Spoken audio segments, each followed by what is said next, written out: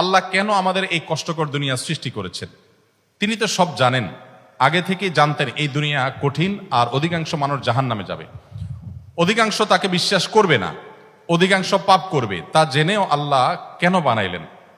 অনেকে চিন্তার স্বাধীনতার কথা বলেন যে আল্লাহ স্বাধীনতা দিয়ে পাঠাইছেন, তাই পাপ করলে দোষ মানুষেরই। কিন্তু আল্লাহ তো এটাও জানতেন যে স্বাধীন হলেও অধিকাংশ মানুষ পাপই করবে। তাহলে কি বলা যায় আল্লাহ জাহান্নামে যাওয়ার জন্যই আমাদের বানাইছেন? এটা কি জুলুম না? ভাই আহমদ মুসা, এই প্রশ্নটি আপনার মতো আরো হয়তো অনেকের। আমরা এই প্রশ্ন উত্তরে অনেক দীর্ঘ আলোচনা করতে পারলে ভালো হতো, কিন্তু আমাদের হাতে সে সময় নেই। আমি খুব সংক্ষিপ্তভাবে বলার চেষ্টা করি। প্রথমত, আল্লাহ সংক্রান্ত যত প্রশ্ন আছে আমাদের, এই বেশিরভাগ প্রশ্নের গোড়ায় একটা বড় ধরনের গলদ আছে। সে গলদটা হলো, আমরা আল্লাহকে আমাদের মতো ধরে নিয়ে প্রশ্ন করি। অর্থাৎ আমি আপনি সাধারণ মানুষ সৃষ্টি, আমাদের যে সীমাবদ্ধতা আছে, আমাদের যে জায়গাটা আছে, আল্লাহ রাব্বুল আলামিনকে সেই জায়গায় বিবেচনা করে আমরা প্রশ্ন করি। এটা হলো প্রশ্নের গোড়ায় গলদ। যেমন কেউ যখন প্রশ্ন করে যে আচ্ছা, আমাদেরকে আল্লাহ সৃষ্টি করেছেন, তাহলে আল্লাহকে কে সৃষ্টি করেছেন? নাউজুবিল্লাহ। এরকম প্রশ্ন অনেকে করেন। এই প্রশ্নটার অন্তঃসার শূন্য এবং গোড়ায় গলদ। কারণ আপনি নিজে সৃষ্টি, আপনি জানেন যে কোনো ক্রিয়া ছাড়া কোনো কর্ম হতে পারে না। সেজন্য আপনি নিজে সৃষ্টি হয়েছেন, আপনার স্রষ্টার সন্ধান করছেন যে আমি সৃষ্টি যেহেতু হয়েছে, আমার স্রষ্টা নিশ্চয়ই আছে। ভালো কথা। এখন আল্লাহকেও আপনি আপনার মতো করে ভাবছেন যে তাহলে তারও স্রষ্টা দরকার। তারও যদি স্রষ্টা থাকে তাহলে তিনি স্রষ্টা হলেন কিভাবে? আল্লাহর যদি আবার স্রষ্টা বিবেচনা করা যায়, চিন্তা করা যায়, কল্পনা করা যায়, তাহলে তিনি স্রষ্টা হলেন কোত্থেকে? তাহলে তিনিও তো আমার মতো সৃষ্টি হয়ে গেলেন, যে তারও আরেকজন যদি স্রষ্টা থাকে। আল্লাহর কোনো স্রষ্টা থাকবে না, তিনি নিজেই স্বয়ং সম্পূর্ণ। এটা তো অবশ্যম্ভাবী, কারণ সৃষ্টি জগতের আমরা সবাই যখন সৃষ্টি, তাই সকল সৃষ্টির তো স্রষ্টা দরকার। তো স্রষ্টার যদি আবার মনে করেন যে তার আবার সৃষ্টিকর্তাকে, তাহলে সেক্ষেত্রে তিনি স্রষ্টা হলেন কই? তাকে তো আপনি আপনার মতো করে ভাবছেন। তো এইরকম গোড়ায় কিছু গলদ থাকে। এই প্রশ্ন উত্তরে আমি বলি, কোরআনে কারিমে আল্লাহ তাআলা বলেছেন, লা ইউসআলু আম্মা ইয়াফআল ওয়া হুম ইউসআলুন। মহান আল্লাহ তাআলা তার নিজের সত্তা সম্পর্কে বলছেন, তিনি যা কিছু করেন তার এই সমস্ত কাজের জন্য কারোর কাছে তিনি জবাবদিহি করতে বাধ্য নন। কারণ তিনি তো মহান সৃষ্টিকর্তা, তার তো কোনো স্রষ্টা নেই, তার উপরে কেউ নেই, তিনি কার কাছে জবাবদিহি করবেন? তার কোনো কাজের জন্য তিনি কারোর কাছে জবাবদিহি করেন না, কিন্তু সবাইকে তার কাছে জবাবদিহি করতে হয়। এখন আপনি যদি আল্লাহর কাছে কোনো বিষয়ে প্রশ্ন রাখেন, আল্লাহর ব্যাপারে আপনার যদি প্রশ্ন জাগে, তাহলে তার মানে আপনি আল্লাহকে জবাবদিহিতার আওতায় আনতে চাচ্ছেন। মহান সৃষ্টিকর্তা যিনি সকল কিছুর সৃষ্টিকর্তা, তাকেও যদি আপনি জবাবদিহিতার আওতায় আনতে চান, তাহলে তিনি মহান সৃষ্টিকর্তা হলেন কিভাবে সম্ভব? এবার আসা যাক, প্রশ্নে আপনি লিখেছেন যে বেশিরভাগ মানুষ জাহান্নামে যাবে আল্লাহ জানেন, তাহলে আর দরকার ছিল কি তৈরি করা? এখন এখানে রুটিন দায়িত্বপ্রাপ্ত উপাচার্য মহোদয় আছেন।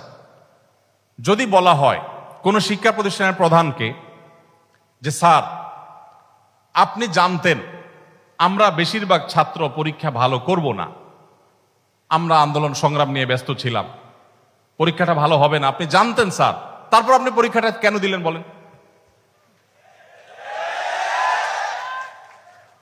কোন কথার উপরে ঠিক? পরীক্ষা দেওয়া হয়েছে কেন? এই জন্য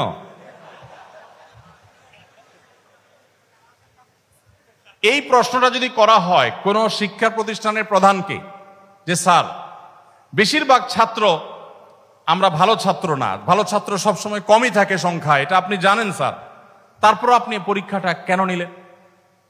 স্যার যদি পাল্টা প্রশ্ন করেন, পরীক্ষা যদি আমি না নিতাম, তাহলে তোমরা বলতো স্যার আমরা পরীক্ষা দিয়ে দেখতেন, সবাই পারতাম। এই কথা বলার অপশন থাকতো কি থাকতো না? স্যার আপনি পরীক্ষা দেন নাই কেন? আপনি দিতেন, দেখতেন আমরা কি পরিমাণ যোগ্য, কি পরিমাণ পড়াশোনা আমরা করেছি, আন্দোলন করেছি, তাতে কি হয়েছে? পড়া পিছিয়ে নেই আমরা, সব ক্ষেত্রে আগে আস, এর ফাঁকে ফাঁকে আমরা পড়ালেখা করেছি। তাহলে আল্লাহ রাব্বুল আলামিনকে আপনি একই প্রশ্ন করতে চাচ্ছেন যে আল্লাহ বেশিরভাগ মানুষ তো জাহান্নামে যাবে, আপনি জানেন, তাহলে সৃষ্টি করলেন কেন? এখন মানুষকে যদি আল্লাহ তাআলা এই অনুভূতি শক্তি তার সৃষ্টির আগেও দিতেন, তাহলে মানুষ তো বলতো আল্লাহ ফেরেশতাদের তৈরি করেছেন, জিনদের সৃষ্টি করেছেন, আমাদেরকে কেন সৃষ্টি করে ইচ্ছা শক্তি দিলেন না, তাহলে আমরা একটু দেখাই দিতাম। আপনি এই প্রশ্ন তো আল্লাহকে করতে পারতেন। মূলত এই সমস্ত প্রশ্নের গোড়ায় গলত আছে। দেখুন, আল্লাহ রাব্বুল আলামিন যখন মহান সৃষ্টিকর্তা, আপনি একটি পুতুল তৈরি করেছেন, একটি পুতুল তৈরি করেছেন মাটির, দুটি পুতুল তৈরি করেছেন, একটি পুতুল আপনি রেখেছেন, আরেকটি পুতুল আপনি ভেঙে দিয়েছেন। এখন আমি যদি আপনাকে প্রশ্ন করি, ভাই কাজটি কি ভালো হলো? একটা পুতুল রাখলেন, আরেকটাকে ভেঙে দিলেন, কেন এরকম করলেন? আমার এই প্রশ্ন করাটা আপনাকে যদি আমি জবাব দিই, তার আওতায় আনি যে আপনাকে বলতে হবে এটা ইলজিক্যাল কাজ, কেন করলেন? আপনাকে প্রশ্ন যদি আমি করি, এই প্রশ্ন করার কি অধিকার আসলে আমার থাকার কথা? আপনি পুতুলটা সৃষ্টি করেছেন মাটি থেকে, করে আপনার একটা ভালো লেগেছে রেখেছেন, আর একটা ভালো লাগেনি ভেঙে ফেলেছেন। পৃথিবীর কোনো মানুষ আপনাকে জবাব দিয়ে তার আওতায় আনতে পারে, এই অধিকার আছে কারোর? থাকার কথা না। এটা একান্ত আপনার ব্যাপার। আল্লাহ রাব্বুল আলামিন যখন কিছু মানুষকে জান্নাতে দিবেন, কিছু মানুষকে জাহান্নামে দিবেন, জাহান্নামীদের সংখ্যা অনেক বেশি হবে, এই সংবাদ জানার পর আমার মধ্যে তো এই তাড়া কাজ করার কথা, যদি আমাকে জাহান্নামে যেতে হয় তাহলে আমার পরিণতি কি হবে? তাহলে আমি কিভাবে বাঁচতে পারি, কিভাবে রক্ষা পেতে পারি, কিভাবে আমি আল্লাহর কাছে আর্গুমেন্ট করতে পারি, কিভাবে প্রার্থনা করতে পারি, কিভাবে নিজেকে আমি সে শুদ্ধতার পথে রাখতে পারি? আমার তো সেই প্রচেষ্টা থাকবে। সেটা না করে আমি আল্লাহকে প্রশ্ন করছি, আল্লাহ কেন দিবেন জাহান্নামে, বলেন আগে। ব্যাপারটা কেমন হলো? আসলে আল্লাহ সম্পর্কে ধারণা না থাকার কারণে, বা আমাদের মতো করে আল্লাহকে ভাবনা চিন্তা করার কারণে, কল্পনা করার কারণে এই ধরনের প্রশ্ন আমাদের মনে আসে। যেহেতু আমাদের সামনে জান্নাত অথবা জাহান্নাম দুটি পথের একটি, অতএব একজন ইমানদার, একজন বুদ্ধিমান মানুষ, তিনি তার জান্নাতের পথকে সুগম করার চেষ্টা করবেন, জাহান্নাম থেকে বাঁচার চেষ্টা করবেন। তিনি আল্লাহকে প্রশ্ন ছুড়ে দিবেন না।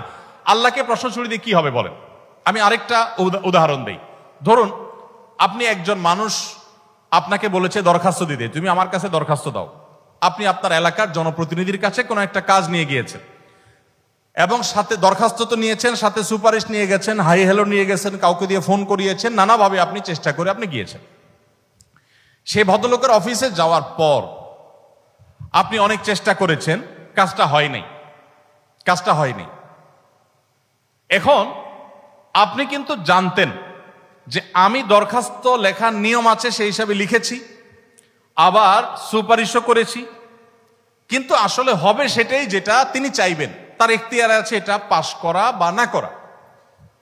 এখন আপনি যদি যে তাকে বলেন, ভাই নেতা সাহেব, যেহেতু বিষয়টা সম্পূর্ণ আপনার ইচ্ছাধীন, আপনি দিবেন কি দিবেন না সম্পূর্ণ আপনার এখতিয়ার, আইনও সেভাবে, নিয়মও সেভাবে, সিস্টেমও সেটা, এখতিয়ার 100% আপনার অধীনে, আপনি চাইলে দিবেন, না দিলে নাই, তাহলে নাটক কেন করলেন? দরখাস্ত দেওয়ালেন কেন আমাকে দিয়ে?